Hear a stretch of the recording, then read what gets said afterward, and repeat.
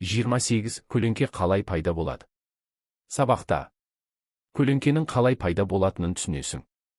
1. Салыстыр. Мегеш пен Эврика жүргізген зерттеуінің нәтижесін сурет түрінде бейнеледі. Суретке қара. Балалар суреттің ортасына күнді бейнеледі. Неліктен? Олар нені зерттеді?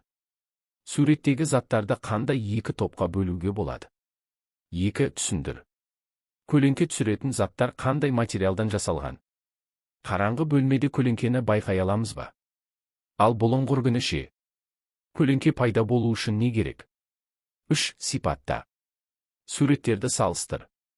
Толқын мен сәуленің қандай ұқсастығы бар? Олардың басты айырмашылығы қандай? Зертте, көлеңке қалай пайда болады? Ойлан, неліктен көлеңкенің түсі қара болады? Сен білесің бе? Айға жердің көлеңкесі түскенде ай көрінбей қалады. Оны айдың тұтылуы дейді. Ай жер мен күннің арасына келіп қалса, ол күнді жауып қалады. Оны күннің тұтылуы дейді. Күннің толық тұтылуы өте сирек кездеседі. 4. Көлеңке театрын жаса. Заттың пішініне қарай көлеңкесі өзгере ме? Қағаздан сұлбалар қиып алып, көлеңке театрын жаса. 5. Көлеңкесін көрсет.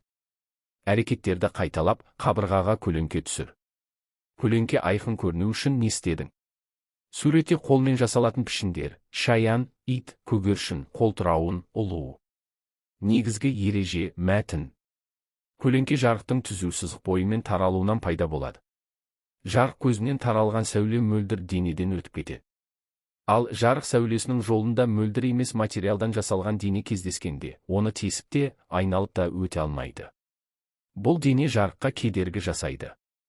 Сондықтан мұндай дененің арғы жағында күңгірт дақ пайда болады.